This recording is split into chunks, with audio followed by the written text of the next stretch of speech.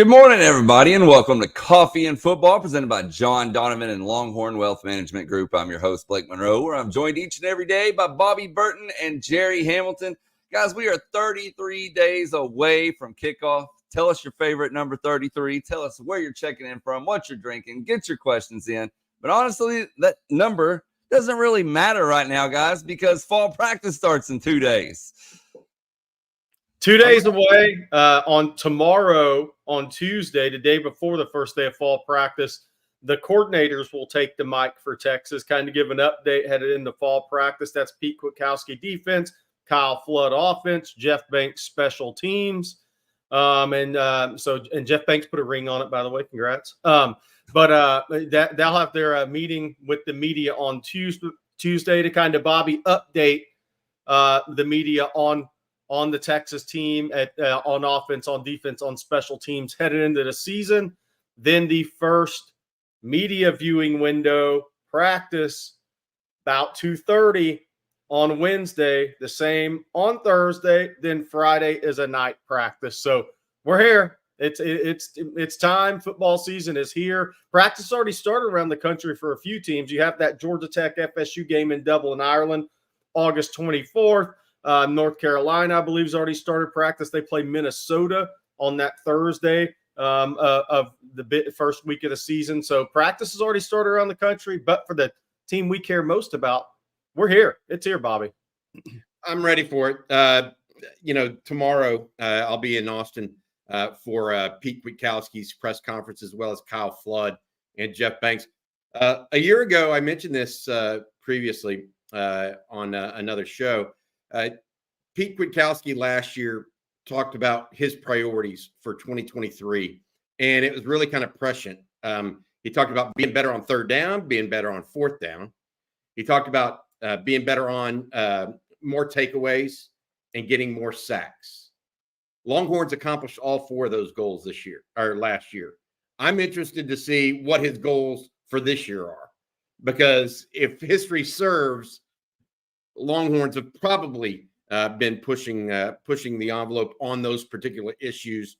We'll see what he wants to do. Kyle Flood, obviously, going to the mic, talking probably mostly about his offensive line, not necessarily the offense as a whole. And then Jeff Banks. Banks has a lot to replace on special teams. Not only does he have a new punter coming in, be it the walk-on Ian Ratliff or Michael Kern, the true freshman out of St. Thomas Aquinas in Florida. Plus, he has a new punt returner, new kick returners, as well as new gunners. So I'm going to ask him tomorrow a little bit about personnel, Jerry. I think that'll be a little revealing. So when we get into it, but tomorrow it really kicks off. The coaches are all in the office getting after it. Recruiting, while important, is now kind of in the background a little bit as they start fall camp. You know that, Jerry. Should be fun. Should be a fun time next few weeks. One thing I fully expect to hear PK say, and we're talking about last night on the Longhorn live stream, is quarterback to the ground more. I think that's going to be continued emphasis this year. Texas at 32 sacks. I think that number needs to go to 39 to 40 this year in an ideal world, because if you get to that 39 to 40, that's just a sack number. That means you're hitting quarterback, affecting quarterback at a much higher clip than a season ago. And for Texas to take that next step defensively under this staff, I think it's going to be hitting to quarterback, getting the quarterback to the ground, raising those sack numbers. And again, it all ties together. That helps a secondary. The more pressure you get, the more you get that quarterback out of his comfort zone and disrupt timing. I think that is the number one key, not interior defensive line play. I think when you look at this Texas team and what their strengths could be and maximizing this team this year, the number one key for me is ascending that sack number to 39 to 40, because that's just a sack number. So how many more pressures, how many more hits on quarterback, how many more down and distances are you affecting in a positive way? That is the key for this Texas team this year. That's why you work so hard to win the recruiting battle for Colin Simmons and beat Alabama and Ohio State out of the portal for Trey Moore. Those are difference makers rushing the quarterback, and that has to come through for the Horns this year. I want to add this. We are now 33 days away from the first game of the season against Colorado State, Jerry and Blake. My favorite 33 of all time, Priest Holmes. Yeah. I don't think any doubt about that. But current roster, it's David Benda, who is a senior leader of this team. Hopefully he's got his mind ready. We are now 33 days away from football. Hey, I need to say thank you and want to say thank you before we get going on this full edition of Monday morning edition of Coffee and Football to our sponsor. That's John Donovan, president of Longhorn Wealth Management Group. John's a certified financial planner who has spent more than 30 years providing investment, retirement, insurance, and estate planning services and solutions to Longhorn families and friends across the country. John's a proud Texas Ex's Life member whose wife and 6 siblings are all UT grads as well. John and the Longhorn Wealth team want to throw you a free 90-minute wealth consultation. That's absolutely free to explore how Longhorn Wealth can help you and your family secure your own financial future.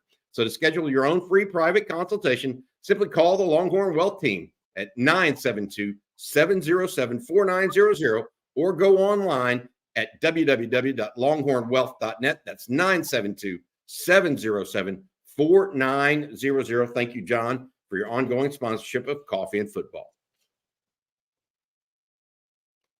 Forgot I'm muted. There we go. Obviously, everybody's very excited about the season being around the corner, practice starting, but there's also another major sporting event going on around the world, and that's the Olympics. Longhorns well represented in the Olympics. This is the most by SEC team, but Texas with 14 people representing in the Olympics. It's a pretty astonishing number. Yeah, and one of them didn't miss yesterday. Yeah. Wow, you talking about Kevin Durant? 8 of 8, 5 of 5 from 3. I mean, 21 points and a half. That'll do it. Carson Foster, by the way, the swimmer, was the first Longhorn to win a medal in the 2024 Paris Olympics. Yesterday, he finished 3rd and won a bronze in the 400 IM medley relay, or medley, which is basically 4 different swimming events all compiled into one. He finished with the bronze. He's originally from Cincinnati, former University of Texas swimmer. Congratulations to him and his family. It has nothing to do with Texas, but one of the things I was watching in the Olympics, and I don't watch a lot of it, was ping pong. And for whatever reason, I just crack up when I see ping pong coaches. And like the timeout and you go talk to your ping pong coach. I mean, I guess I just played in the garage growing up, but it's an amazing, the hand-eye coordination and the hand quickness is unbelievable. But it's just funny to watch those guys walk over and strategize with their ping pong coach. I don't know, for whatever reason, that makes me laugh every time. That gets me going. Ping pong Coach. Well, yes, but Table tennis coach. Okay, well, you mentioned recruiting a second ago, Bobby. Jerry, I know it's slowing down a little bit right now as everyone's getting ready for the season, but what's the latest in recruiting? Yeah, by the way, Steven Schrader's right. Jonathan Vegas won PGA tournament at 3M in Minneapolis over the weekend, so congrats to Johnny Vegas on another PGA Tour one. Was that Steven Schrader? You should know this, I bet. Is that 6 or 7 for him, maybe 5 for his career? I think he's getting close to 5 career wins. On the recruiting front, look, this should be a little bit of a quieter week, headed into some announcements coming up. You have Khalik Lockett scheduled for August 7th. On Texas Football believes DJ Sanders could be August 8th, right around there. You have Jonah Williams on August 14th. Then we have Jamie French on the 30th. You have Michael Fasusi August 22nd. There could be some other decisions. Guys put out their dates coming up here pretty quick, but Texas is, with the flip of Josiah Sharma, sitting inside the top 15 classes. They're ranked 12, 13, whatever, depending on who you want to look at and if you care about that stuff. But I think by the time that ball's kicked against Colorado State, Texas will probably be the 7th or 8th ranked recruiting class in the country, which would be the highest Texas has been ranked at that point in time in the Steve Sarkisian era, which is kind of interesting after a couple of weeks of choppy waters and people jumping off of boats without survival gear on. Texas is now, they got to fill their needs, but Texas is, I think, about, except that D-line's probably about right on track where they want to be right now. minus a couple of guys. You're not going to get them all. Patience, my friend, patience. We've talked about it for a long time, how Sark likes to recruit, Jerry, and we even get caught up in it at a level because we're worried about them filling their needs, not so much where the class ends up ranked. And so when Josiah Sharman and Myron Charles went off the board on the same day, I think it's fair to say we did a little double take, because there went two of your top guys off the board quickly, and you didn't necessarily look good or positively for anybody else at the position. Now with the recount, I guess, of Sharma, and all of a sudden Charles still talking to Texas also talking to some other guys as well, that position looks like it can be filled in a good way. Now we look a little bit at cornerback. We're waiting on that. And, of course, wide receiver still, as much as we want to talk about how Sark attracts wide receivers, Texas still has no commitments at this point at wide receiver. So we'll see how that all comes out. A couple of them, to Jerry's point, will be making decisions in the month of August, not only Khalik Lockett, but also Jamie French, young man out of Jacksonville, Florida, who's going to announce on August 30th. I'll follow this up with Tyler Rollo asked, how many commits do y'all see coming to Texas when it's mid-August? I'm not looking at mid-August. I'm looking at more end of August, like by the beginning of the season, because you got to see when some of these guys announce decision dates. Michael Terry expected to announce before the season, right? I think Nebraska is trying to make they're up kitchen sink. They threw the kitchen sink at it, right? But we'll see what happens there. I think Texas has been in a pretty good spot with Oregon and Nebraska really trying. But I'm looking more before the first game, after that Jamie French decision on the 30th. I mean, there's going to be a number of guys. We're talking about August 20th. That leaves out Fasusi and French for sure, and maybe somebody else that announces after the 20th when they set their date. So I'm looking at the whole month of August more so. And I think when that month is said and done, we'll see what happens. Texas has to close out on these guys. That Longhorns are going to have be in a pretty good spot headed into the season. Hey, I saw another number 33 that's a good one, Jerry and Blake. Somebody posted in the chat, and I think, Blake, you briefly put it up on the screen there. Deontay Foreman. Yep. Yeah. Pretty strong, 2,000-plus yard rusher. Dope Still winner. in the league, by the way. Still in the league. Dope winner. Good for him. Hey, by the way, really cool. He was at the because everybody, this will start a Jonah Williams conversation. That's not what I'm getting at. But I went to the Texas City Galveston ball game last year, which is one of the biggest rivalry games in the Houston area for years and years, forever, essentially. And Deontay Foreman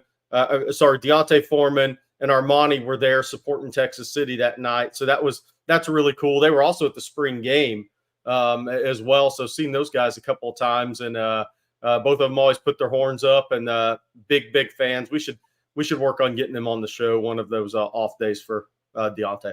Absolutely. That'd be fun. Well, one of the other things that we need to talk about this morning is ESPN recently came out with their SEC preview as we wind closer to the season. And I wanted to put this up here. This is Bill Connolly's odds of winning the SEC title. Georgia with a 31.9% chance to win the conference title. Texas, 15.8%.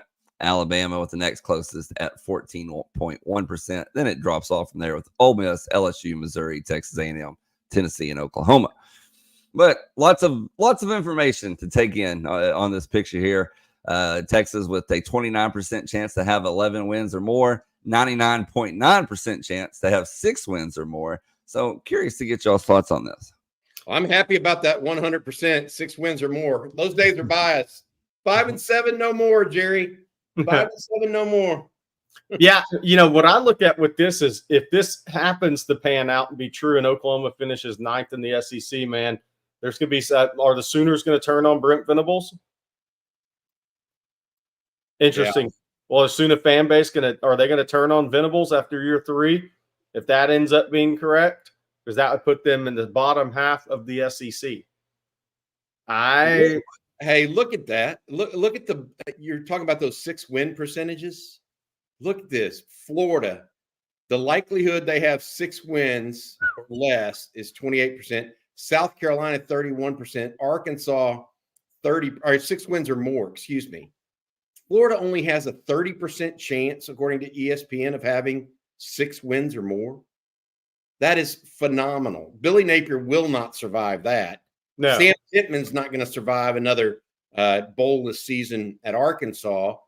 People will start turning on Shane Beamer. Man, the bottom list there. I mean, Mississippi State has a 10% chance to only win 6+ games. That is crazy. But at the very top, as we discussed this, Georgia basically 2 times the favorite of Texas at 31 or nearly 32%. Texas right at 16%.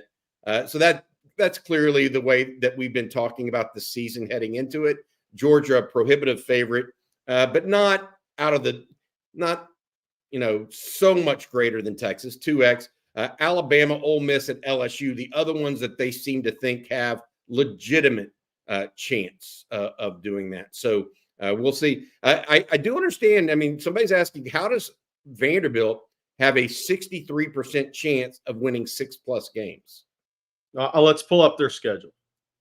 Well, I think they're playing a couple of FCS teams, but my point is, how would they finish last in the SEC predictably, yet have a 63% chance of winning 6+ games? Yeah, they didn't win a conference game last year. They went 2-10 a year ago. They won their first 2 games and then went on a 10-game losing streak. So yes, I know they've got a new quarterback and retooling their offense and all this other stuff, but that's going to be tough. Really, they're betting on them upsetting somebody at home because they got a lot of home games. Hope they're not predicting Texas. Oh, so their home games, they have Virginia Tech, Alcorn State. They're at Georgia State, but they have Alabama, Ball State, Texas, South Carolina, Tennessee, all at home. Okay, we'll see. The one that's slipping in there to me, Jerry, that I don't think people – I don't know if they're sleeping on them or what, but LSU kind of creeps in there at everybody's number 5 spot. Do you notice that on all of these lists? Like, everybody preseason has talked about Georgia, Texas, Alabama, Ole Miss. And LSU is always kind of creeping around. I think it's going to be interesting to see where they end up on offense and defense. They were replacing so much on offense. Yeah. There's no question. I mean, 2 wide receivers, Heisman winning quarterback, etc. Yet on defense, a lot of people expect them to be better because they just took Missouri's defensive coordinator. And so we'll see how that goes. I think that they may be one of the teams in the SEC that we all look at and say, we either underrated or overrated them at the beginning of the season. Because I think they have too much of there's too big of a gap there between what they will be and what they could be. We'll see. I think Missouri ahead of LSU all day long. Missouri has the best of the top 6 teams there. They have the best schedule. They easily have the best schedule in the SEC. I don't even think it's close. So if you look at Missouri, if they survive the game at A&M, just look at their schedule. That's a great schedule if you're the University of Missouri. Obviously, the other thing with this is interesting to look back is, Florida toughest schedule ever, regular season schedule I've ever seen. Picked 12th in the SEC. Obviously, talent level wise, they're a top 7, top 8 in the SEC. They're top after the SEC in terms of roster talent. So, so much we've talked about it. So much on the line that first game of the year. I think, they better beat Miami, because then if you lose to Miami, then the negative talk is just gonna overwhelm you, is what's gonna happen. Then it gets really tough as a team. Florida needs to win that first game of the year, because that's at home against Miami. It's going to be all negative talk if they lose that. Then they're either going to circle the wagons, or they're going to falter 2 weeks later when A&M comes to town. And Florida, one of 5 teams with a 0% chance to win 11+ games. So Ryan Nelson says that Vandy number is a misprint. Thank you. Okay. that would make a little more sense. Thank you, Ryan. I'm glad we fact checked the ESPN on that. We appreciate you very much. Hey, they've got the decimal in the wrong place. There we go. That makes a lot of sense. Hey, Jerry, you mentioned that Miami Florida game, and the thing that's interesting there is obviously Cam Ward is the new Miami quarterback, and he's going to be going into Gainesville his very first game as a Hurricane. And Graham Mertz, the quarterback at Florida, has 2 years starting experience on him. That could be a turning point where Billy Napier starts to save his job. Yep. That could also be looked both ways, in my opinion. Well, look, if Florida gets to 7-5, it's going to be hard. I think it's going to be hard to fire the guy off that schedule.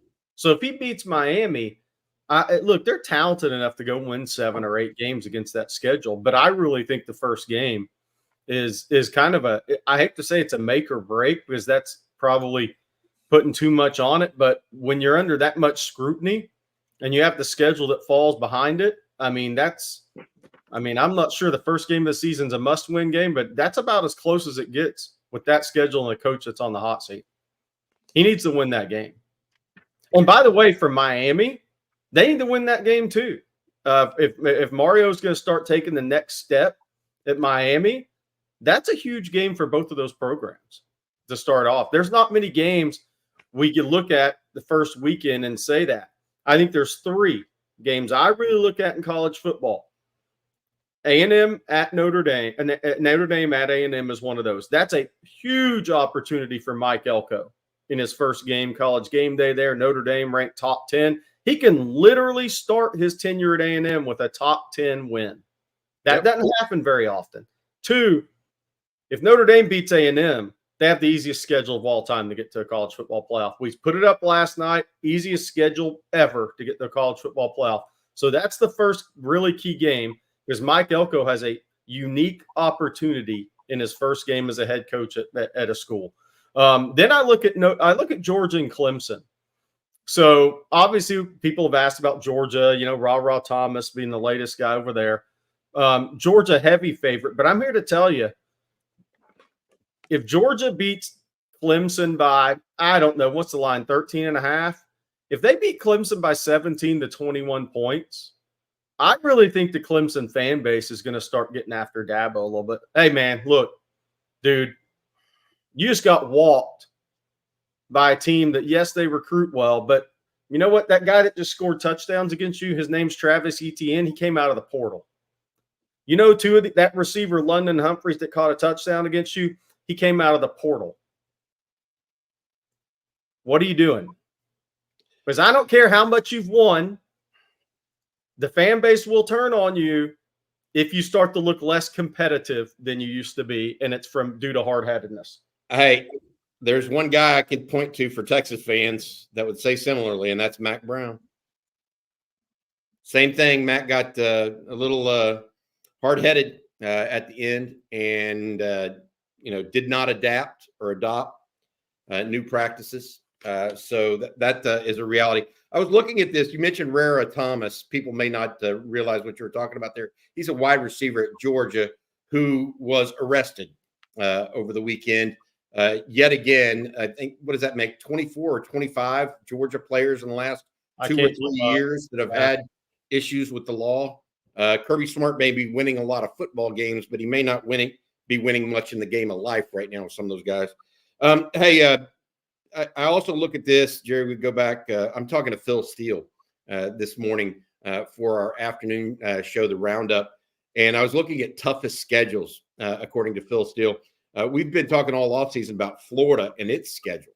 Okay, that is ranked number 1 toughest schedule. You know who 2 and 3 are? UCLA and USC. Now, UCLA, Deshaun Foster, the new head coach there, is going to get a pass this season, no matter what. Talk about another guy whose hot seat could be hotter than hot. That's Lincoln Riley. Yeah. At USC, after having a really good season his first year, not so good his second year, and now he's going into his third year. Third hardest schedule in the country, and you got to compete in the new conference. We'll see. there as well. Houston, interestingly, with the 5th toughest schedule. Texas doesn't have, according to Phil Steele, Texas has the 36th most difficult schedule. Which, and I agree with that, because if you look at all the SEC rankings and just what we looked at with ESPN recently, look, the bottom of Texas has 4 of the bottom of the predicted SEC teams on their schedule. That, other than Missouri, that's a really favorable schedule. I think Texas A&M, and Missouri Missouri the easiest, have very favorable SEC schedules this year. Yeah, that 36 nationally is 11th overall most difficult schedule in the SEC, by the way. And that's with, let's be, to tell you how weak that might be in the conference, Jerry, that's with Michigan out of conference. Yeah. So that's a little telling as well. Well, while we're on the subject of schedules, Kelly Horns Up says, no way Oklahoma has a 94% chance to win 6+ games. I see at least 6 losses easily. I want to bring up their schedule here. Yeah, let me hide this comment. So they got Temple, Houston, Tulane, Tennessee, Auburn, Texas, South Carolina, Ole Miss, Maine, Missouri, Alabama, LSU. So my question to you guys is, what do you see them going in those? The Tennessee game is going to be massive for them, because Tennessee's a team that's picked ahead of them, and Tennessee's a team that could be a playoff contender. So that's a massive game for them, because if you just look, then that you go to at Auburn, and that's going to be a very tough game. I mean, Auburn's the most underrated place to play in the country. And then you still have road games at Ole Miss, at Missouri, and at LSU. So, and then you got Texas neutral, obviously. So I'm just talking road schedule. They need to beat Tennessee. If they don't beat Tennessee, that hill gets a little steeper to climb, in my opinion. Got to wonder if there was a prop bet in Vegas right now, Jerry, about who the quarterback is to end the season for OU, Jackson Arnold or Michael Hawkins. Would you take that prop bet on Michael Hawkins? I probably would not, because I think even if Jackson Arnold doesn't perform at the expectation level, they put so much into him letting Dylan Gabriel walk from an NIL perspective that I think Oklahoma's backed into a corner on this. So he better play well for Oklahoma. Next year, though, all bets are off if Arnold doesn't have that year expected. Because I think Hawkins may bring as much or more to the table. But I think the way they let Dylan Gabriel walk in the NIL with Arnold, I think that makes it tough this year for them. I mean, he'd have to play really bad. They just pull the plug. But if he doesn't meet the expectation level, and say Oklahoma goes 7-5, and people say, well, he's not what we thought he was going to be, then all bets are off. All right, before we move on, guys, Jerry, I'm going to let you tell folks out there about Manscaped. I'll always tell people about Manscaped. Look, I have the handyman here, and that's because I'm hitting the road tomorrow. It's time to go to Austin. Football season's here, right? But look, we're still in the summer. It's sizzle alert time. This summer, let the only thing smoking at your barbecue be the grill, not your grooming game. Get ready for the ultimate cookout season with Manscaped, whether you're flipping burgers or cannonballing into the pool. Boy, I hope none of the Texas coaches did that at the pool party. Make sure your meat looks neat with the Performance Package 5.0 Ultra. Fire up your grooming routine and keep it cool with Manscaped. Head to manscaped.com and use code ONTEXAS, all caps, for 20% off plus free shipping. Let's make this summer sizzle for all the right reasons. Meat looks neat. Don't forget about that, guys. Here, if you're going to be out in that summer sun, it hasn't been as hot of a summer, but August is going to be a little rough, I have a feeling. The hair and dust passed. I'm not trying to be a weatherman, but it's about to get a little warmer. The Crop Preserver Anti-Chafing Ball Deodorant for those sunny beach days and barbecue parties. Don't leave home without the Crop Preserver Anti-Chafing Ball Deodorant. Let the sun see you shine, not sweat. Not a good look. Meat looks neat on Texas, all caps.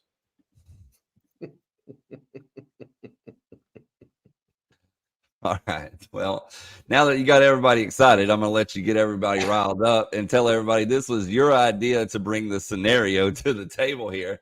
But college football news came out with their season predictions. And they have Texas going 9-3, losses to Michigan, Georgia, and then to end the season, Texas A&M. But I'm going to let you explain their Texas A&M scenario as you make everybody mad. So, look, this is what's going to be so much fun moving forward in college football to me. So now scroll down to A&M. So Texas 9-3, 6-2 in conference. So they have essentially Texas 9-2, 6-1 in the SEC headed in the last game against A&M. They have A&M 8-3, 4-3 in SEC headed the last game of the year. If A&M beats Texas to end the season, does A&M get the 12th spot in the playoffs and knock Texas out? That, to me, the interesting scenario, and the reason I wanted to bring this up, which we think the rivalry's back, we know the rivalry's back. What if a playoff spot was on the line in year one, the last game of the season? Because if this happens, if A&M beats Notre Dame, they have a schedule, because they don't have the toughest SEC schedule, to get for this game to come down to it. When Texas goes to Texas A&M this year, the winner may very well get the 12th seed in the playoff, and the loser could be on the outside looking in. The rivalry's back, and it could be way, way back in year one. Look at the three teams they have A&M losing to. Yeah. Florida, that's what gets Arkansas, and South Carolina. No. I mean, they're not going to the college football playoff if they lose to Florida, Arkansas, and South Carolina. But Bobby, it's not happening. But Bobby, if they beat Notre Dame, Missouri, LSU, at Auburn, and then Texas, they're not. That's my point being, Jerry, isn't so much that they're not going to beat Texas if they lose to South Carolina and Arkansas. It's just, that's not how this is going to work. Probably now, not. If they push in a Auburn and lose to an Auburn or a Missouri instead of Arkansas and South Carolina, I get it. I would think that with that schedule, they're more likely to beat Arkansas, lose to Missouri, which changes the playoff calculus. But what's so interesting is if a scenario like this plays out, and I know the chat's having fun with it, but if it does the winner of that last game make to the playoff? And in the 12-team playoff, not 16, we're eventually going to 12. There could be a heck of a lot on the line this last game of the year. But for this to ever even come into play, A&M has to beat Notre Dame to start the season, in my opinion. I'm ready for it, though, man. Let's do it. Let's get back and going. I mean, look, we're 48 hours away right now from Texas getting back on the practice field. Going to go see how those guys are looking and get a real sense for what happened over the summer. I've mentioned this multiple times, Jerry, and you have too. Football is a 365-day-a-year sport for these guys. There are so many of these guys that played multiple sports in high school. And because of that, they never really got a chance to sculpt their bodies, work on it, etc. And I just think back to remembering Barron Sorrell. His freshman year looked really gangly, kind of really thin, and how he's improved each and every year. That's kind of what I'm waiting to see on Wednesday. I really am. I mean, what has in a year now or 6 months has Colin Simmons done? What about Zeno Umeozulu? What about Tyanthony Smith? Jelani McDonald's another year into it. Xavier Filsaime. There's a lot of guys out there with Texas that have a lot of talent. I'm ready to get back on the practice field and see what they've got headed for us for this season. I put out a little report this morning on TexasFootball.com. I don't have time to go through all of it, but you can head on over there for more on that. But it was just on the defensive line headed into the first practice of the year. The two top guys are considered to be Alfred Collins and Jermaine Lole. And I do think Lole will be on a practice pitch count of sorts because he's so experienced. The key is to put him on some sort of a pitch count to get him to the Colorado State and Michigan games. I mean, remember, this is a guy who prior to injuries was looked at as a second round level pick at Arizona State after his second year there. Then the injury set in. Still, 3 surgeries in, 2 missed seasons in. He's on the Senior Bowl NFL grade list headed into the season. So Jermaine Lole is a very good football player.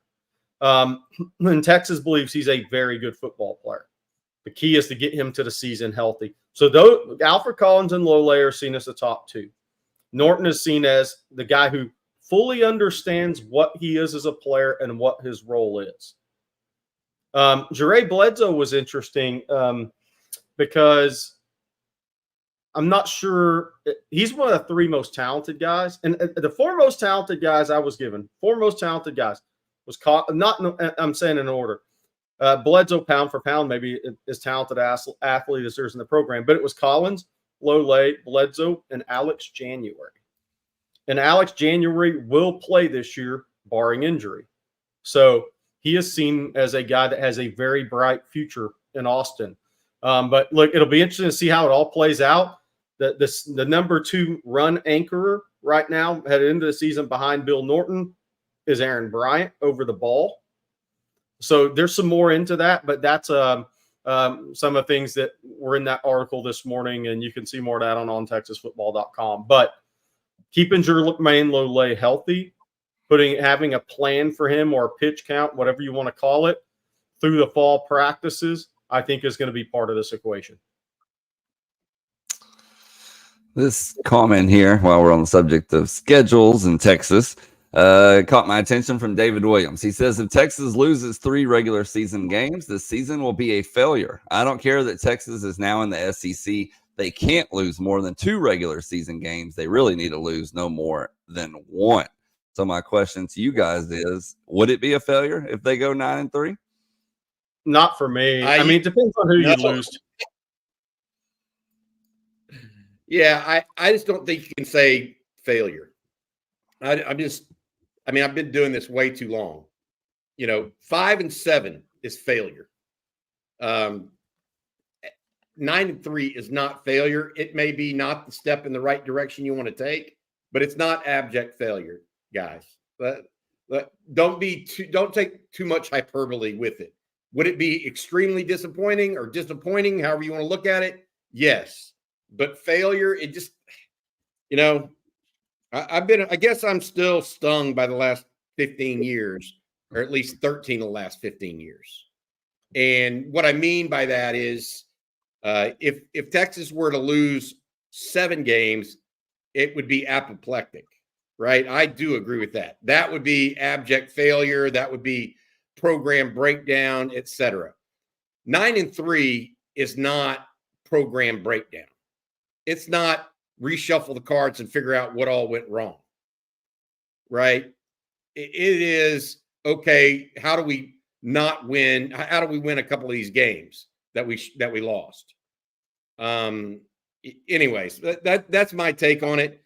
I am not a big, a guy that thinks 9-10 wins is a bad season, especially in this expanded playoff era where I think 9 wins, to Jerry's point, could still get you in the playoffs.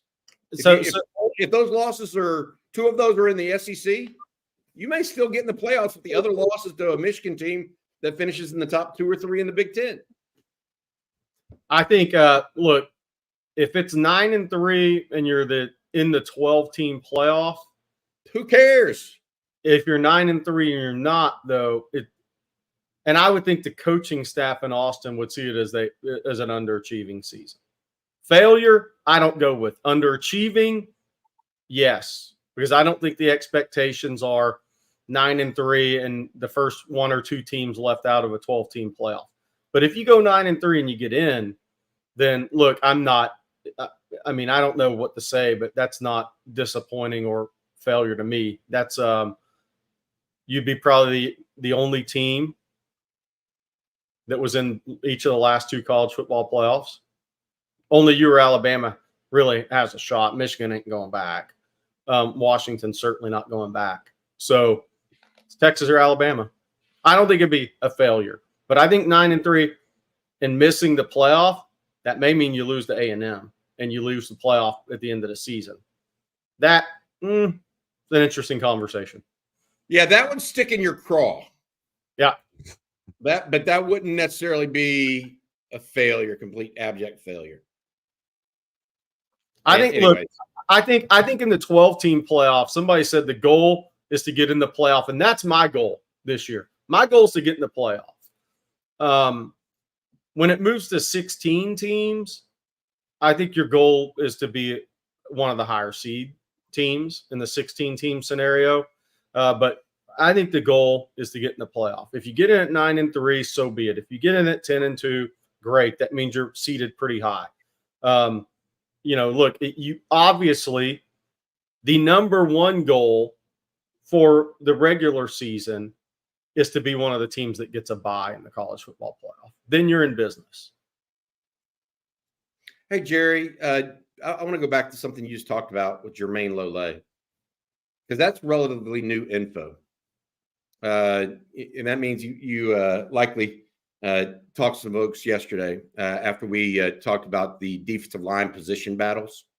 And is Lole considered a 3 technique or a nose, or what is, if Collins and Lole are your top 2 potentially, what does the rest of that look like? I mean, is it still Norton at nose or not? I want to be clear. That's nothing about who starts and how that rotation is going to work out right now. Okay. This was more just they're the top 2 players on this defensive line, period. Like, end of discussion. They're the top 2 players. And that is kind of proven out, right? They're the 2 guys with NFL draftable grades. Again, Lole was considered a 2nd-round pick type of guy after his sophomore year before the injury set in. I mean, for people that haven't studied up on him, he had more than 70 tackles at the D-line position as a sophomore. That is not done very often, and probably 6.5 sacks that season. He had a whale of a season. Then the injury set in. Those are the best 2 players. I think there's a lot of really good role players as well. That's your Bill Norton. That's your Tia Savea, Vernon Broughton.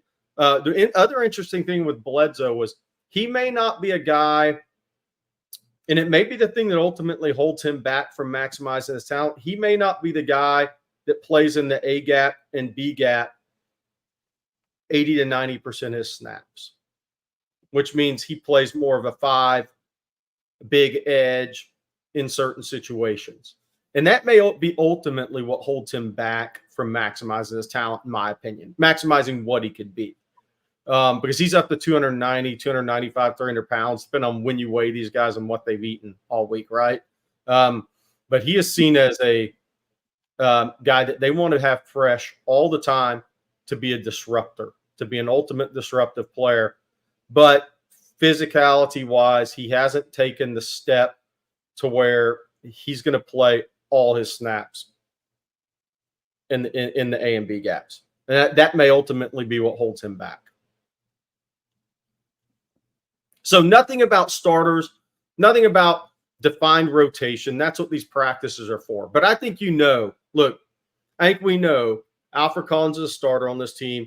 You know Jermaine Lole and Collins are the 2 best players. You know Norton's the best guy over the ball with the most experience. You know Tia Savea is a productive player who's had, when he's healthy, he's missed a few games, not much, but was a solid player, had a good second half of the spring at Texas, really good spring game. You know Vernon Broughton is an upfield player that can be a disruptor. You're not going to, Texas is not going to ask him to anchor against the run much against the Michigan. That's not what these guys, you want to maximize where their strength is. You have Jere Bledsoe.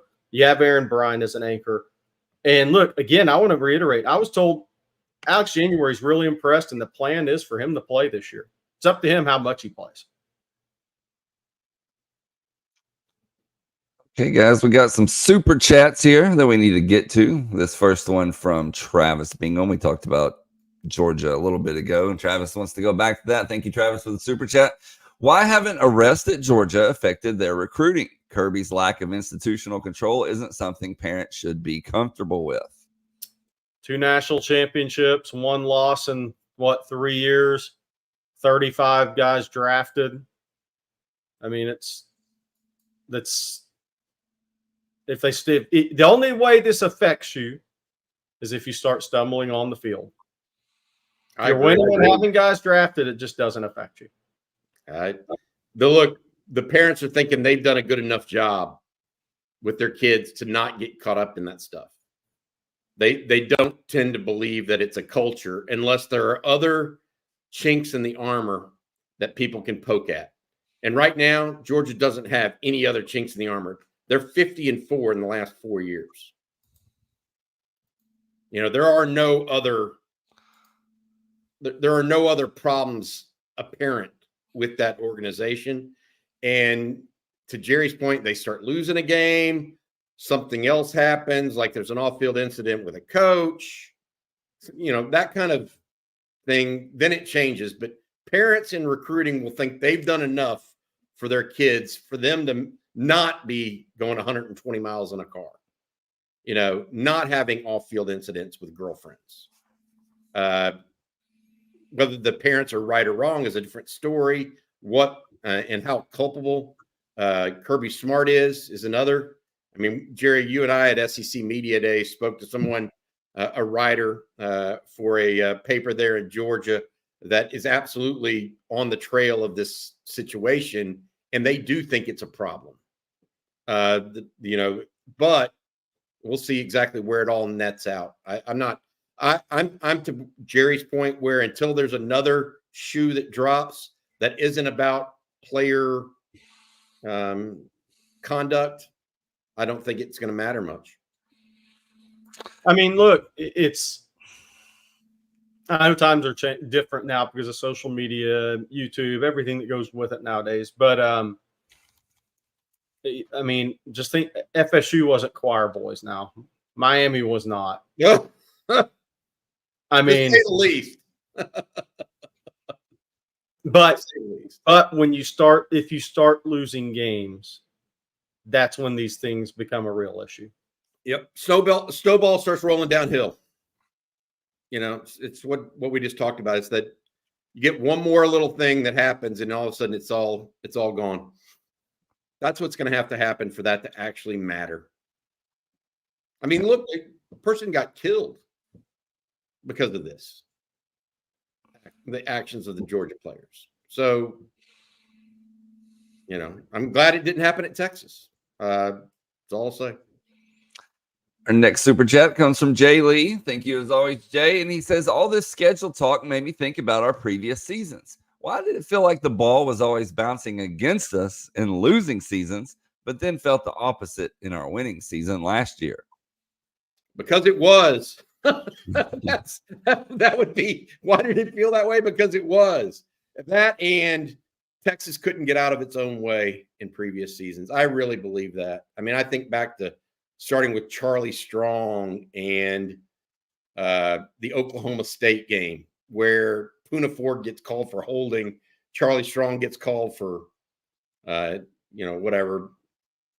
personal foul for the ref running into him. Yes. Ref running in. I mean, I think back to Case McCoy being asked to throw an out against Baylor before the half. I mean, there are a half dozen reasons why, or not a half dozen, several dozen reasons why the ball bounced against Texas. Some of it was coaching, straight out, in my opinion. Some of it was a lack of talent, where an opposing team's talent overtook Texas's. You can say that with OU. You can say it with even Baylor for a run there. You can say it with Oklahoma State. Just got out coached so many times with Mike Gundy over whether it's Charlie Strong or Mac Brown late or even Tom Herman. All of those. So I feel like the ball may have bounced wrong, but there was or bounced against Texas, but Texas was in those games too close to start with. They just weren't the Texas teams that we expected from the aughts. They just weren't. They weren't as talented. And the NFL draft proves that out. Now they are that talented, and all of a sudden the ball's bouncing their way. It doesn't take a rocket scientist to put 2 and 2 together there. Hey, Blake, I'm going to do a little recruiting speed dating as we do sometimes. All right, Cody Hook. I saw that Tredarian Ball committed to Oregon over the weekend. Have we been in contact with him at all? I hate to see Texas talent leave the state. Couple of things there. I would say very early. 2, Texas has been recruiting Tredarian Ball as hard as Javian Osborne. I don't know. And Amari Latimer in Sandy Creek, Georgia, who Texas really likes. I think they really like those 2 guys.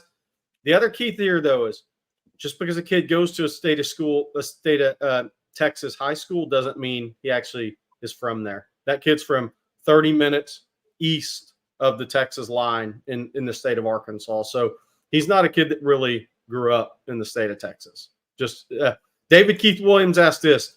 I know this is the week that camp begins, but can we talk about D-tackle and nose tackle recruiting for the Longhorns? Sure, we can. Hold on, let me get a call. Josiah Sharma, 3-tech over the ball player. He can play any of it. Reminds me of Sean Rogers. I'm not going to go through all that again. Myron Charles, Texas still remains very much in the picture for, and they're recruiting him heavily. More of a 3-tech player, right? I think we're going to see Texas make a move on Chase Sims out of Richmond Randall coming up. He's committed to A&M. We'll see if Texas gets anywhere. I think he can be an over-the-ball player. DJ Sanders should announce August 8th, give or take a day as of right now, but it's hard to lock anything in with him until he actually says something. But that is more of a 3-tech player. Needs some time to develop there. More of a 3-tech player, and that's Texas, Michigan, maybe A&M in it. We'll see. I mean, I think any of those 3. That's a different recruitment. He doesn't communicate as much with college coaches, so I'm not sure the college coaches have a great feel for that. He could go to any of the 3 schools, and I would say all 3 of those schools will say, we're not surprised. I mean, I just think that's where the recruitment is right now with him. So just a little bit of LL says, seems like Jonah's starting to trend towards Texas. We'll see what he announces August 14th. The thing to remember, I think there's 2 keys with Jonah Williams. He's been one of the more fun recruitments for me to sit back and watch. Because remember, in January, people were putting in the picks for Oklahoma. Then people had to put in the picks for A&M. Then people put in the picks for Oregon. And now some people are probably start putting in picks for Texas. That means people have put in 4 picks on one kid before he committed. Hey, maybe they're going to be right. So just remember, take some of this stuff with a grain of salt. I've been in it. It's all marketing a lot of times. But here's the thing to remember with Jonah Williams. On the flip side, the families always stayed close to home when they picked their colleges. The father played at Galveston Ball, went to University of Houston. He's a judge in Galveston. Great guy. His kids are parented awfully well. The oldest son committed to Texas, I think signed with A&M before going pro in baseball. Had a cup of coffee in the MLB. The middle brother, I'm pretty sure, is playing JUCO baseball in Texas. And then there's Jonah. So if Jonah picked Oregon, he'd be the first person in his family to pick a school far away from home or even outside the state. So just something to keep in mind. At the end of the day, that family's always kind of stayed together. We'll see if that happens again August 14th. That would tend to be my bet based on family history, but we'll see. Good stuff. All right. Our next one is a super chat from Jack. Thank you. As usual, Jack. And he said, CJ had a truly insightful look into our red zone woes from last season. It made me think, has Sark become too predictable, or even worse, is he possibly tipping plays? Jack, this is a great question. I talked to Rod a little bit about this as well. And one of the issues that you can overcome red zone problems with is the QB run game. Okay. Texas doesn't have that with Quinn Ewers.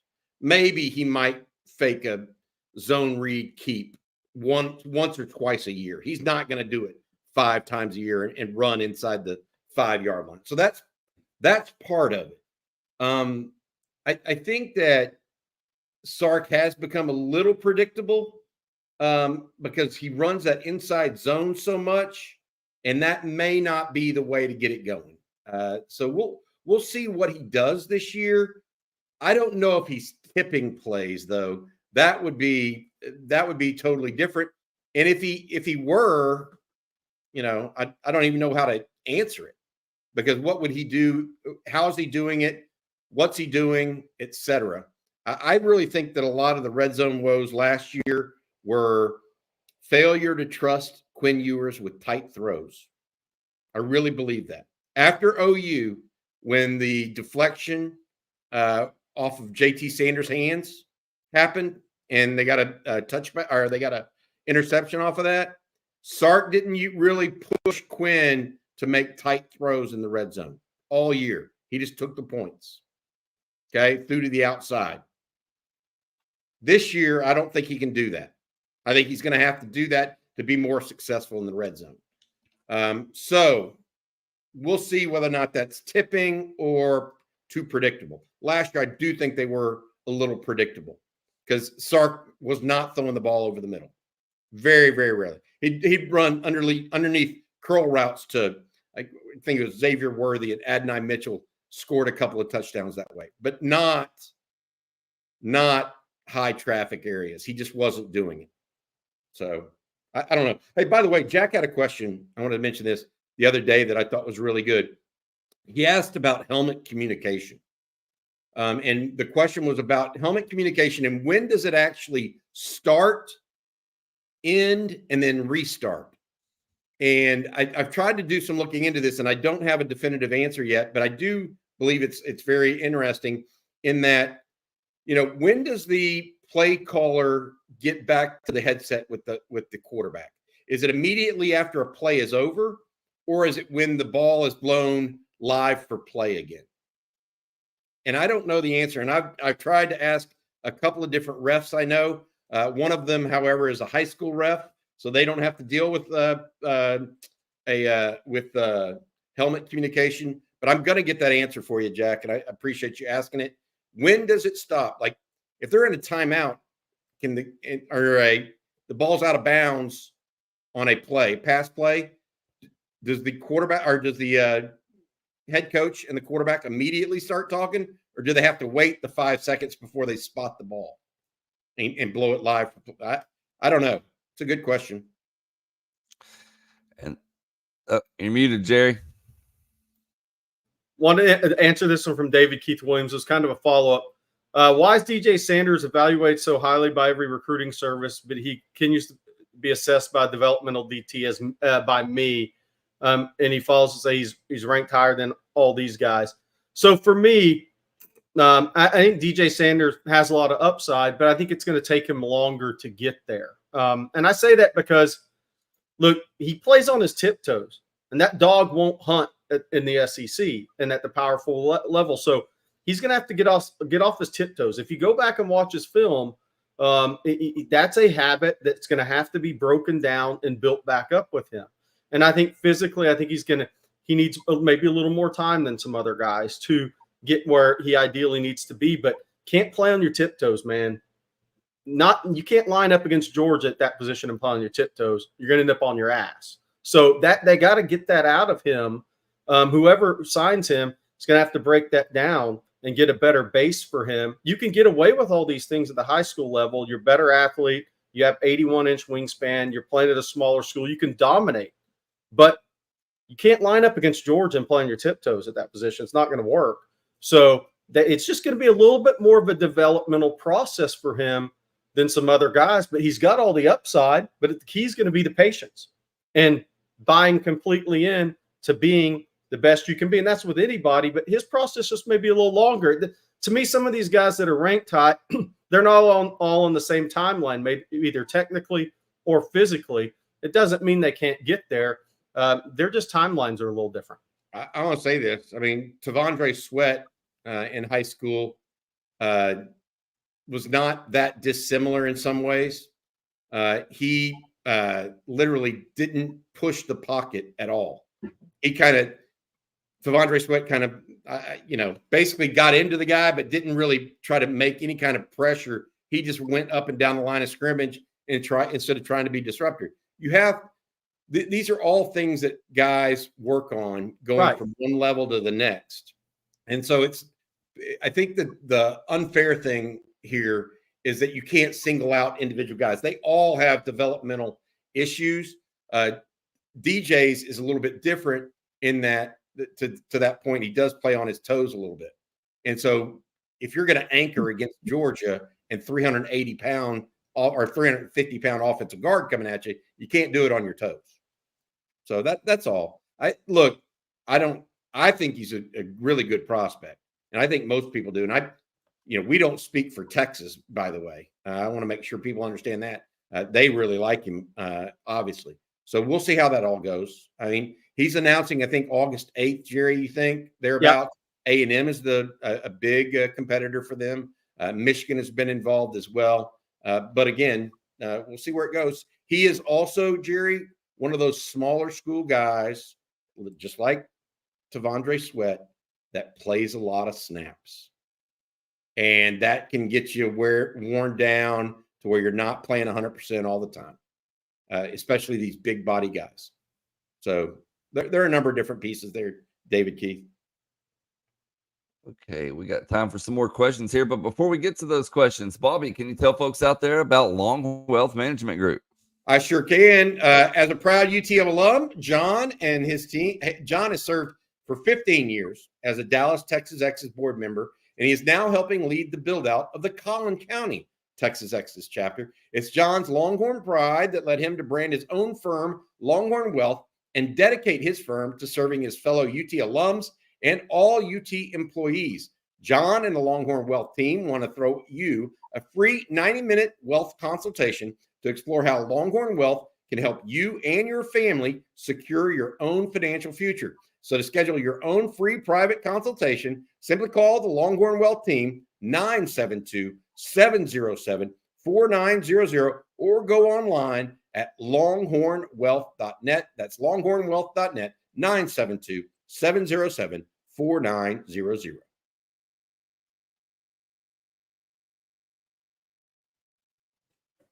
Forgot I was muted.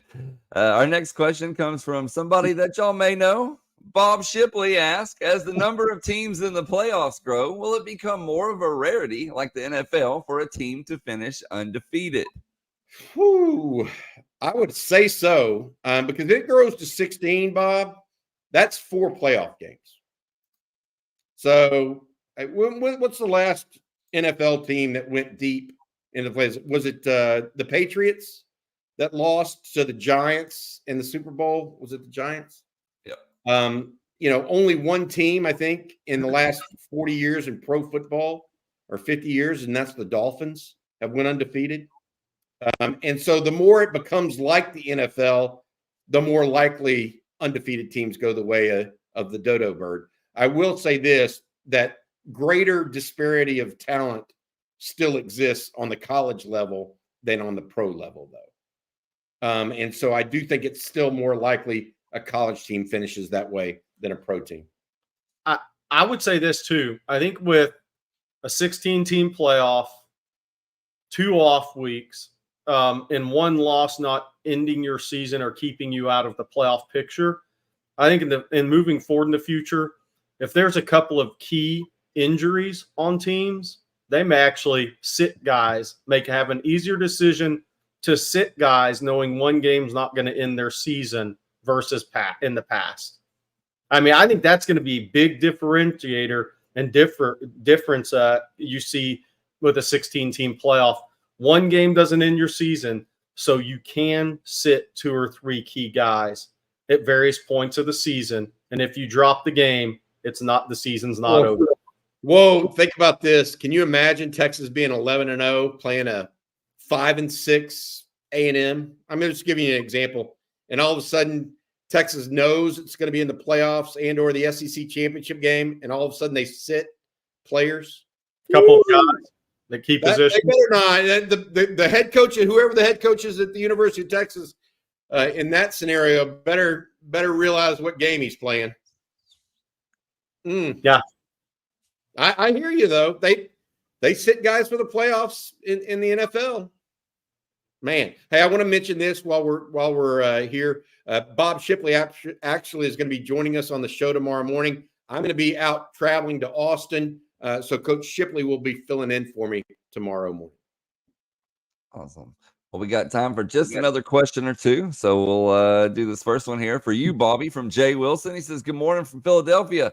Bobby, what do you think's more realistic, 15 interceptions or 40 sacks? I love both. Wow. Yeah. Man, 40 sacks. They were in the 30s last year. How many interceptions did they have? 9 or 10? You're looking about a 33% increase in both. I would probably go 40 sacks is more realistic. I don't see. I think 15 INTs would be heavy. I'd go 40 sacks, Jay Wilson. And nice to see you in the city of brotherly love, by the way, Philadelphia, PA. Somebody can probably bring that up, but I'll look this up between today and tomorrow. Your last 3-4 national champions, what were their team number of sacks and interceptions? I know a sack standpoint, Dabo's best teams, Nick's best teams, the Georgia first national title team, they were all over 40 sacks in a season. 15 interceptions, that's kind of a big number. Texas had 16 last year. I think the bigger key is the sack number for Texas, though, because obviously the more sacks you get, the more turnovers you're going to create because you're going to affect down and distance, quarterback timing, more throws under duress. The sack number is big, though. I really believe because, again, that affects down and distance so much. Michael Penix was way too comfortable last year. Anytime you let a really good quarterback get comfortable, the result is bad. So the more you can make these guys uncomfortable, the better you're going to be as a team. By far and away, sacks more important than interceptions over the course of a season.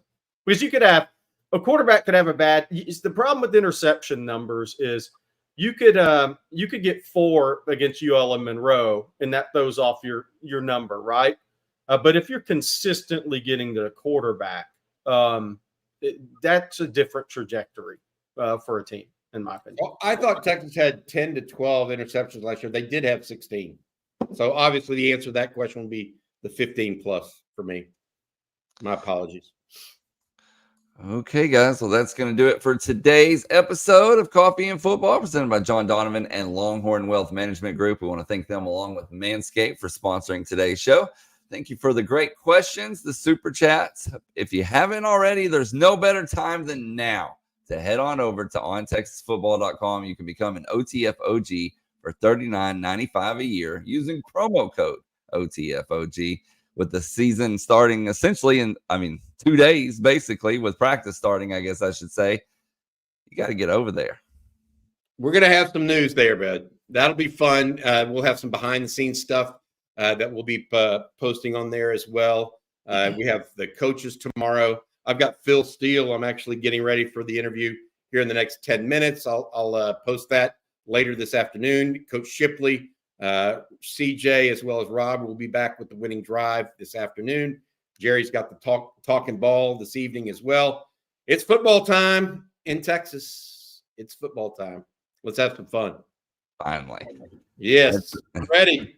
And if you haven't already, be sure to hit that like and subscribe button. Ring the bell so you're notified anytime we post a video like the Phil Steele one Bobby's talking about, or when we go live. That way you don't miss a thing between that and on TexasFootball.com. So that's going to do it for today's show. As I said, we'll be back same time, same place tomorrow morning. So for Bobby Burton and Jerry Hamilton, I'm Blake Monroe, and we'll see you then. Hook 'em.